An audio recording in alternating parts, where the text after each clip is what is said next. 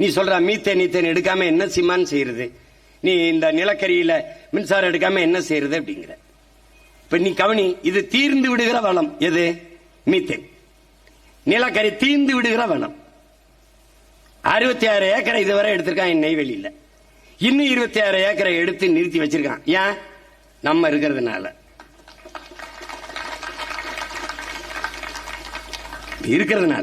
பூமி தாயை அப்படி ஈரக்கொலை, இதயம், நுரையீரல் எல்லாத்தையும் அறுத்து அறுத்து போய்கிட்டே இருக்கான். அவன் மன்னார்குடி வர போறதா அவன் திட்டம்.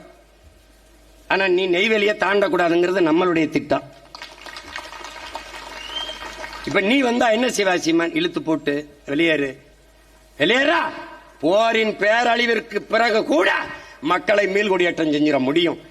ஆனால் நிலக்கரியும் மீத்தேனும் ஈத்தேனும் எடுத்த இடத்தில், அணுலை வடித்த இடத்தில் என் மக்களை மறுகுடியும் அமர்த்த முடியாது. அப்ப நான் தாய் நிலத்தை இழக்கிறேன். அப்ப என்ன செய்யணும்? நீ வெளியேறு. இப்ப மரபுசார் மின்சாரம் இருக்கு. என்ன இருக்கு? இயற்கையில தயாரிக்க முடியும். என்ன? 66 ஏக்கர்லையும் போடா சூரிய மின் தகட. 66 ஏக்கர்லையும் போடுற. இடையில தூக்குடா காற்றாலை மின்சாரத்துக்கு.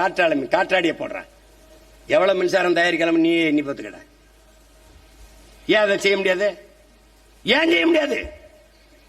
மக்கிய இலைதலை கழிவு, ஆடு மாட்டு கழிவு, மனித கழிவில் இருந்து எவ்வளவு வேணாலும் மீத்தேன் பயாகாசி எரிகாற்றை எடுத்துக்கொள்ள முடியும் என்கிற போது, இயற்கையாக எரிகாற்றை எடுத்துக்கொள்ள முடியும் என்கிற போது, எதற்காக என் பூமி தாயின் ஈரக்கொலையா இருக்கிற 1000-1500 அடிக்கு கீழே போய் அவன் நுரையீரல், இதயத்தை, சிறுநீரகத்தை ஏன் இருக்கிறாய்?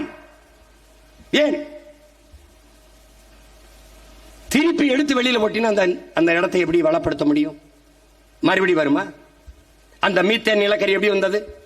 பல ஆயிரம் ஆண்டுகளுக்கு முன்னாடி பூமிக்குள் புதைந்து சிதைந்து அழிந்து காற்று அழுத்தம் வெப்பத்தாலும் மக்கி அப்படியே கரியாகி போன மரங்கள் இவைதான். செடி கொடிகள் கரியாகுது. அப்படின்னா பல ஆயிரம் ஆண்டுக்கு முன்னாடி என்ன பண்ணிருக்கான்? அந்த நிலத்தில் என் இனத்தான், என் முன்னவன் வாழ்ந்திருக்கான். அதுக்கு சான்று கீழடியில தோண்டும் போது நீ அறியுற. அப்ப அது என்ன ஆயிருது? மக்கி மண்ணோடு மண்ணா போய் அழுத்தத்தாலும் வெப்பத்தாலும் கரியாயிருது. அந்த கரிக்கு இடையில கொஞ்சம் காற்று படியுது. அந்த காற்று எரிகாற்று, மீத்தேன், ஈத்தேன். அதை எடுக்கணும். உறிஞ்சி அந்த காற்றை வெளியில எடுக்கிறதுக்கு குழாயை போட்டு முதல்ல அங்க இருக்கிற சுத்தி இருக்கிற தண்ணியை புறா எடுத்து வெளியில ஊத்தணும். ஊத்திட்டு இந்த காற்றை உறிஞ்சணும். தண்ணியை புறா எடுத்து வெளியில ஊத்த 1000 அடிக்கு கீழே போய் உறிஞ்சிக்கிட்டே வந்தா அது கடல் மட்டத்திற்கு போயிருது அந்த குழாய். அப்ப இந்த தண்ணீரை எடுத்து ஊத்த கடல் நீர் உள்ள வந்து கடல் நீரை உறிஞ்சி நிலத்துல ஊத்துவ. கடல் நீரை உறிஞ்சி நிலத்துல ஊத்துனா நிலம் விளைநிலம் அல்லாம உப்பளமா மாறும். இந்த பேராபத்தை உணர்ந்ததாலதான் அதை எடுக்காத நிறுத்துன்றோம்.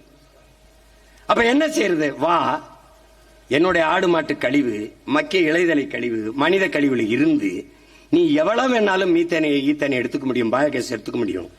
இங்க வந்து அந்த முறைக்கு வா. விளங்குதா? இதைத்தான் நம்ம செய்ய சொல்றோம். இது இயற்கையை, பூமியை தன் தாய் போல நேசிக்கிற பிள்ளைகளின் கனவு. இது வேலை திட்டம், இது செயல் திட்டம். இது இந்த மண்ணை ஒரு மண் என்றும் அதை வித்தால் நிறைய காசு சம்பாதிக்கலாம் நினைக்கிறவனுக்கு இது தோணாது.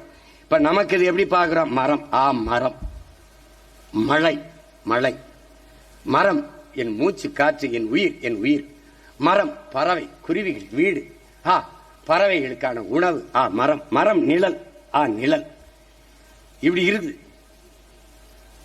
இவர்கள் இன்றைய ஆட்சியாளர் மரம், மரம், காசு, காசு, பணம், பணம், துட்டு வெட்டு.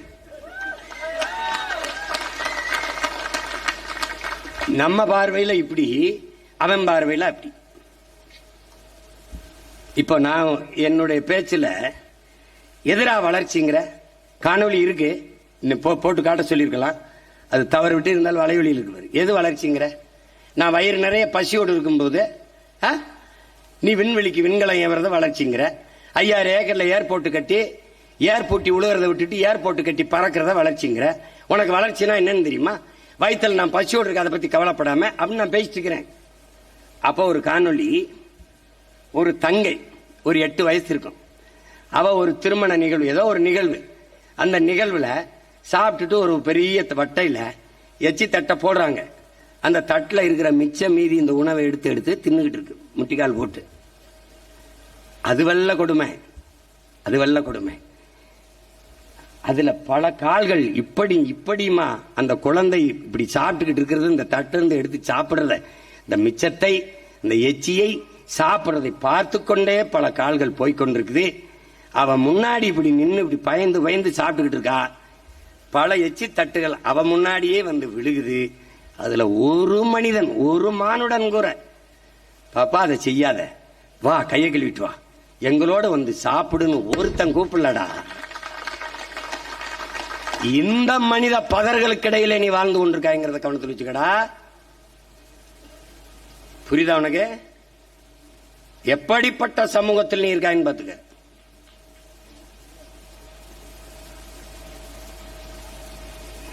ரொம்ப அதான் ஐயா கவிப்பேரரசு வைரம் சொன்ன மாதிரி, மனிதனின் முதல் நண்பன் மரம், மரத்தின் முதல் எதிரி மனிதன். சீமான் வந்தா என்ன செய்வான்? நீ வெட்டிடுவாப்ப மரத்தை.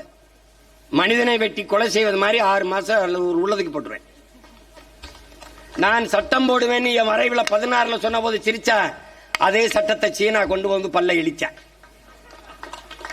நான் மரத்தை கட்டி பிடிக்கும் போது சிரிச்சா, எல்லா வெளிநாட்டுக்காரனும் கட்டி பிடிச்ச போது ஏன் ரசிச்சா. டேய் டேய் நான் சொல்லிட போறேன். உனக்கு எது சொன்னாலும் வெள்ளக்காரன் சொல்லணும், வேற ஒருத்தன் சொல்லணும். அதுக்காக நான் தீக்குளிச்சாடா வெந்து வர முடியும்? இந்த நோய் இருக்குன்னா எங்க அப்பா வந்து நம்மாழ்வார், மகனே இது ரொம்ப பெரிய நோயா இருக்கு, அந்த ஆரவையில் வந்து பெர்னாட்டி கிளார்க் சொன்னார், அவர் சொன்னார், மாசானுகோ புக்காக்கோ சொன்னார், மக்காக்கோ சொன்னார்.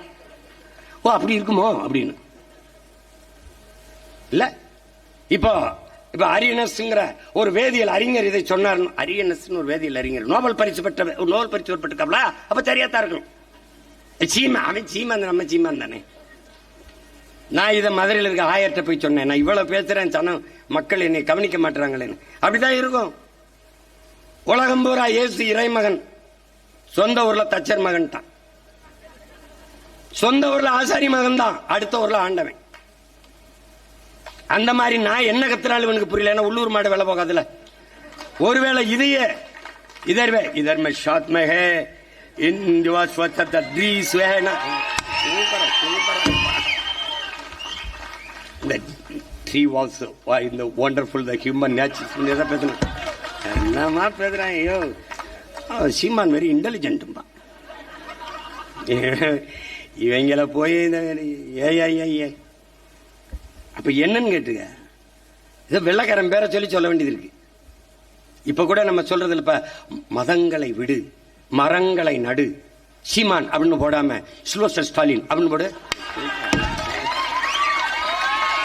ஏன்னா அவனுக்கு இது நோயாயிருச்சு. எதே ஒண்ணு தஸ்தோவெஸ்கி சொன்னது போல, எங்க அப்பா நாங்க அமைதிப்படையில் இப்படித்தான், ஏதாவது கப்சா போட்டு தம்பி ஏதாவது வெளிநாட்டுக்காரன் பேரை சொல்றான், எதுக்கு பண்ண? அப்பதான் அவன் கேட்பான். ஏன்னா வெள்ளையா இருக்கேன் போய் சொல்ல மாட்டான். பாவிகளா இவங்கள எதை கொண்டு வச்சு சரி பண்றது? அப்பது